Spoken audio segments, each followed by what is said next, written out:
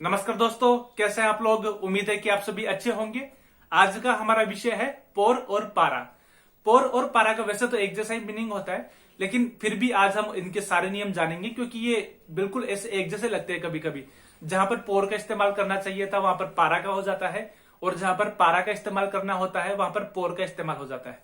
तो आज हम जितने भी नियम लगते हैं, जो भी मुख्य मुख्य नियम होते हैं मेन, उनके बारे में हम जानेंगे ताकि हमारे कभी एरर ना निकले और बिल्कुल अपना जो सेंटेंस बनता है बिल्कुल सही तरीके से बने। तो शुरू करते हैं। शुरुआत करेंगे हम पोर से, ठीक है। जैसा कि मैंने आपको बताया, पोर और पारा का मतलब बिल्कुल एक जैसा ही होता है, लेकिन ये अलग अलग तरीके से काम करते हैं। तो मैं आपको बता देता हूं जितनी भी शर्तें हैं, किस हिसाब से हम कब पोर और पारा का अच्छी तरीके से इस्तेमाल कर सकते हैं। पहला है हमारे पास पोर। पोर का ये जितने भी आप शीट में देख पा रहे हैं, जो मैंने इमेज डाली है उसमें आप नियम देख पा रहे होंगे, एक एक करके देखेंगे सारे। पहला, जब भी हम कोई पैसिव वॉइस में कोई सेंटेंस बनाते हैं, ठीक है, जैसे पैसिव वॉइस हो गया जिसमें हम थर्ड पर्सन के हिसाब से काम करते हैं, थर्ड पर्सन के हिसाब से अपना डायलॉग बनाते हैं, उसमें हम पोर का इस्तेमाल करते हैं हमेशा। कहने का मतलब है, सेंटेंस देखिए, एस्टे टेम्पलो फुए डिसेन्याडो por Pedro। अगर इंग्लिश में बोले तो होता है this temple was designed by Pedro. By ठीक है। जब हम किसी पैसिव वॉइस में हम बात करते हैं तब हम पोर का इस्तेमाल करते हैं। नंबर 2 पे है मोशन या जनरल लोकेशन। जनरल लोकेशन, ठीक है। कहने का मतलब है, आप एग्जांपल देखिए, सिएम्प्रे कामिनो por el parque।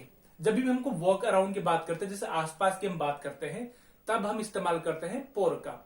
इसका मतलब है I walk around the park. मैं पार्क के आसपास घूमना पसंद करता हूं या मैं घूमता हूं हमेशा।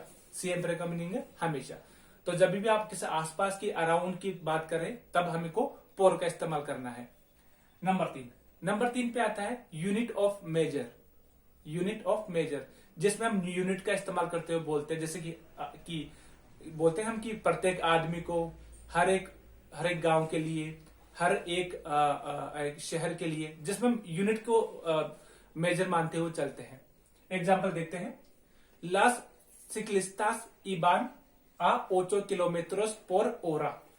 जैसे हम स्पीड नहीं बताते, गाड़ी की स्पीड क्या है, गाड़ी की स्पीड होती है 17 किलोमीटर प्रति घंटा।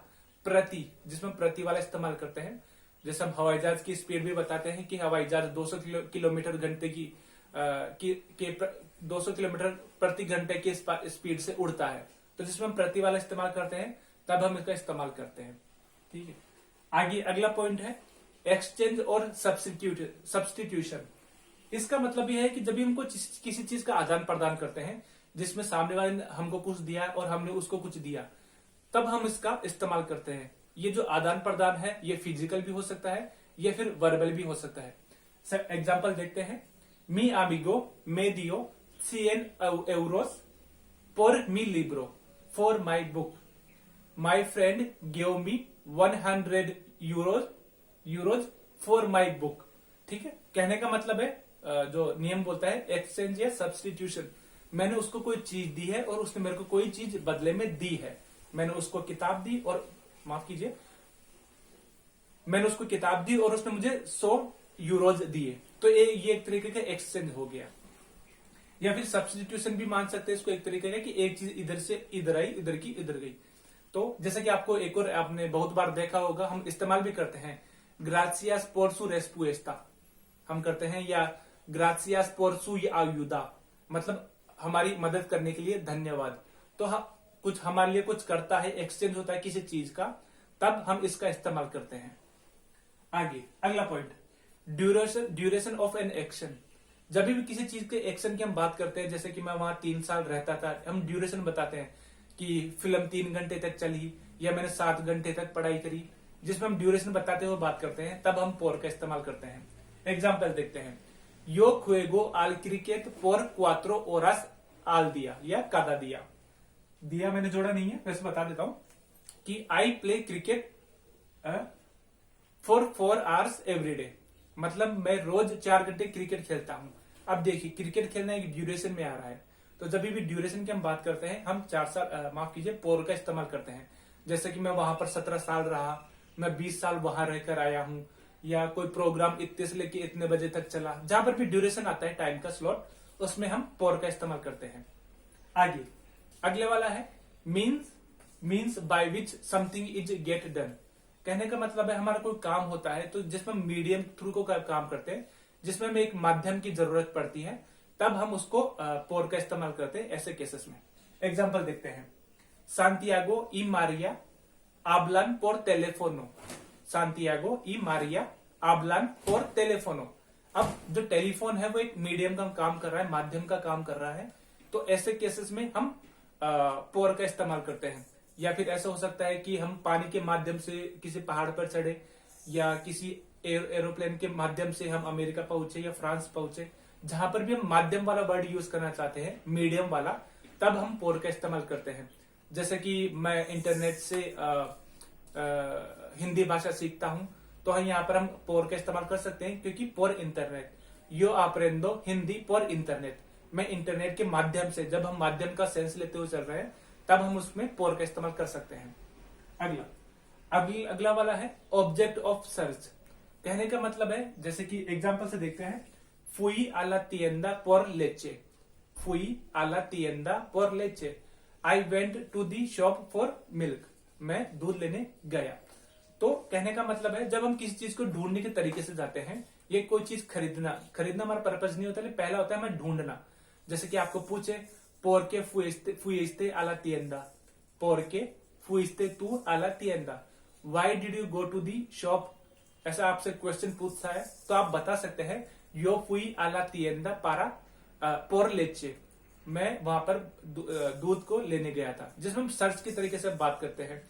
या फिर मैं आपको पूछूं कि आप जयपुर क्यों गए थे, तो आप बोल सकते हैं फुई आला सिउदाद देखा है पुर पारा पोर सु अमिगो, अपना नाम बता सकते हैं, अपने दोस्तों का नाम बता सकते हैं, जिसमें हम ढूंढने वाला दिमाग में रखे हुए चलते हैं कि मैं वहां चीज लेने गया था। जैसे कि आपको कभी मिल जाए, कोई पूछेगा अरे तुम यहाँ क्या कर रहे हो, तो फिर बोलते हैं मैं तो यार सब्जी वाले को ढूंढने आया था, या दूध वाले की दुकान पे आया था। जब हम ढूंढने वाला सेंस लेकर चलते हैं, तब हम पोर का इस्तेमाल करते हैं। अगला रीजन है हमारे पास रीजन और कॉज ऑफ एन एक्शन। किसी चीज का कारण, जो कोई ये एक्शन हुआ है उसका कोई मेन कारण कि वो एक्शन क्यों हुआ, तो हम पोर का इस्तेमाल करते हैं। एग्जाम्पल देखते हैं, मतलब इससे पहले कोई एक चीज होती है, उसके बाद उसका रिएक्शन होता है। एग्जाम्पल देखते हैं, पोर पेगार a otro estudiante Pablo recibió una suspensión। कहने का मतलब है because of hitting another student Pablo got a suspension. ठीक है, ही गॉट सस्पेंडेड। तो उस सेंस में जब हम किसी चीज की एक एक्शन की वजह से कोई दूसरा काम हो जाता है, तब हम उसमें सेंस में हम पोर का इस्तेमाल करते हैं। रीजन और action of cause of a action por pegar a otro estudiante Pablo recibió una suspensión। ठीक है, तो उम्मीद है कि मुझे आपको ये समझ में आया होगा। फिर भी मैं एक बार दोबारा से दोहरा देता हूं। पोर का इस्तेमाल है पैसिव वॉइस में करते हैं, मोशन और जनरल लोकेशन में करते हैं, यूनिट ऑफ मेजर में करते हैं, हम एक्सचेंज की स्थिति में भी करते हैं, एक्सचेंज सब्सटीट्यूशन में करते हैं, ड्यूरेशन में हम करते हैं, means by which things get done, मतलब जिसमें भी माध्यम का इस्तेमाल करते हैं, माध्यम वाला शब्द उसमें हम करते हैं। उसके बाद है ऑब्जेक्ट ऑफ सर्च, जब हम किसी चीज के सर्च के हिसाब से बताते हैं कि अरे तुम वहां क्यों गए, या किस चीज के बारे में बोलो कि तुम यहाँ क्यों आए, तो उसमें जब सर्च वाला ऑप्शन काम करता है, जब हमको पता होता है कि हम किस चीज को सर्च करने जा रहे हैं, कोई भी चीज हो सकती है, उसमें हम पोर का इस्तेमाल करते हैं। उसके बाद है रीजन और कॉज ऑफ ए एक्शन। कहने का मतलब है कोई चीज आपने कोई स्पेशल रूप से करी है, किसी रीजन के लिए, कोई रीजन से कोई चीज हुई है, तब हम पोर का इस्तेमाल करते हैं। जैसे कि एग्जांपल आपने देखा है उस तरीके से। अब आगे बढ़ते हैं, अब हम जाते हैं पारा की तरफ। पारा का भी बिल्कुल एक जैसा मीनिंग होता है, लेकिन इसकी अलग शर्तें होती है। देखते हैं हम एक एक करके सारे देखते हैं। पहला वाला है डेस्टिनेशन। डेस्टिनेशन, जब हम किसी डेस्टिनेशन के हिसाब से बात करते हैं कि मैं वहां जाता हूं या वहां आता हूं, मैं वहां जा रहा हूं, जब हम डेस्टिनेशन हमारा मेन चीज होता है, तब हम पारा का इस्तेमाल करते हैं। एग्जाम्पल देखते हैं, एस्ताबा en el coche y andaba para la tienda। कहने का मतलब है आई वॉज इन माई कार, या I was in the car and I was going to the, I was headed to the shop. मतलब मैं दुकान पर जा रहा था, मैं शॉप पर जा रहा था। अब शॉप जो मेरा था वो डेस्टिनेशन हो गया शॉप जाने का, इसलिए पारा का इस्तेमाल हुआ है। जब भी डेस्टिनेशन वाली कोई बात आए उसमें हमको पारा का इस्तेमाल करना है। दूसरा एग्जाम्पल, दूसरा है रेसिपिएंट। रेसिपिएंट कैसे, एग्जाम्पल देखते हैं। लोस एस्टुडियांतेस compraron regalo para su maestro, para su profesor। अब एग्जाम्पल इसका, the student bought gift for the professor, for the teacher. अब जब हम कोई चीज किसी को देते हैं, किसी रेसिपिएंट के पास कोई चीज जाती है, तब हम पारा का इस्तेमाल करते हैं। जैसे कि मैं आपको बोलूं कि this gift is for you, कोई भी मेरे पास गिफ्ट है, this gift is for you, तब मैं आप रेसिपिएंट का काम करते हैं, तब मैं पारा का इस्तेमाल करूंगा कि यह आपके लिए है, यह आपके लिए है। एस्ते रेगालो एस पारा ती, ठीक है। ये पारा ती वाला थोड़ा समझ में आएगा आपको, जो भी आप फ्रेशर है उनको समझ में नहीं आएगा, लेकिन जिनको स्पेनिश पहले से आती है वो समझ जाएंगे। एस्ते रेगालो एस पारा ती, तो आप अभी रेसिपिएंट का काम करते हैं। या फिर मैं किसी और को बोलूं कि यो construí esta casa, yo construí esta casa para mi madre, ठीक है। I constructed this house for my mother. तो इस तरीके के जो भी सेंटेंसेस बचते हैं, कोई एक रेसिपिएंट के लिए टारगेट कर लेके चलते हैं हम, तब हम पारा का इस्तेमाल करते हैं। आगे बढ़ते हैं, पर्पज और गोल। नंबर 3 पर है पर्पज और गोल। इस स्थिति में भी हम पारा का इस्तेमाल करते हैं। सेंटेंस देखते हैं, पहले एग्जाम्पल देखते हैं।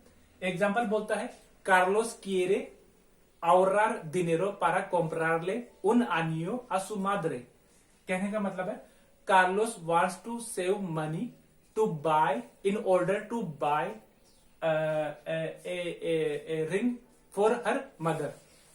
तो अब जिसमें एक गोल होता है पर्पज, आपको पूछे कि आप पैसा क्यों बचा रहे हैं, आप इतनी सेविंग क्यों करते हैं, फिर आप बोल सकते हैं मैं बच्चों के लिए, या मैं एक घर के लिए, या मैं भविष्य के लिए। जब आपको पर्पज या गोल बताते हैं तब हम पारा का इस्तेमाल करते हैं। आगे बढ़ते हैं, अब है डेडलाइन या स्पेसिफिक टाइम।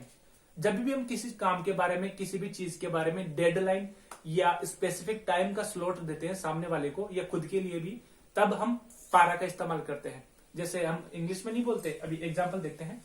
एग्जाम्पल है, tienes que terminarlo para mañana। You have to finish it by morning, तक, कल तक, या कल तक से पहले। हम नहीं बोलते you have to do it by 6 o'clock, by 8 o'clock, जिसमें हम एक डेडलाइन दे देते हैं इंग्लिश में। उसी तरीके से स्पेनिश में भी काम करता है, लेकिन इसमें पारा का इस्तेमाल करते हैं।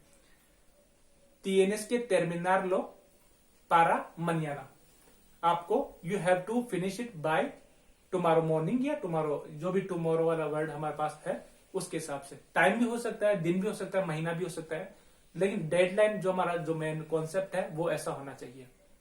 अब आगे अगला 5वें नंबर पर है कंपैरिजन, जिसमें हम कंपैरिजन करते हुए चलते हैं। किसी चीज के बारे में ओपिनियन भी हो सकती है, हल्की सी ओपिनियन वाला वैसा हमारा अगला पॉइंट है, लेकिन कंपैरिजन करते हैं कैसे, जैसे कि पारा उन एनानो आंतोनियो एस मुई आल्तो।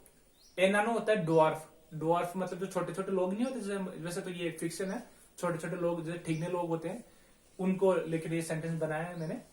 पारा उन एनानो, एक मैं कंपैरिजन कर रहा हूं, पारा उन एनानो आंतोनियो एस मुई आल्तो। कहने का मतलब है कि जो एनोनो जो ये ड्वार्फ है बहुत छोटा है आंतोनियो के मुकाबले। तो मैं एक कंपैरिजन कर रहा हूं कि एनो आप कीजिए, ड्वार्फ को मैं छोटा बोल रहा हूं, एनानो को छोटा बता रहा हूं, आंतोनियो को बड़ा बता रहा हूं।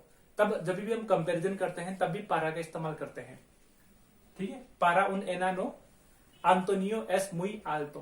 तो किसी भी और भी चीज पर भी काम कर सकता है, ऐसे नहीं लंबाई भी नहीं, पढ़ाई में किसी में भी काम कर सकता है। अब एम्प्लॉयमेंट या जॉब। तो जब भी हम किसी को कोई हमसे पूछे कि आप किसके लिए काम करते हैं, कहाँ काम करते हैं, तब हम जिसके लिए काम करते हैं ऐसा बताने के लिए है हम पारा का इस्तेमाल करते हैं। हमारे पास है example, trabajamos para el presidente, we work for the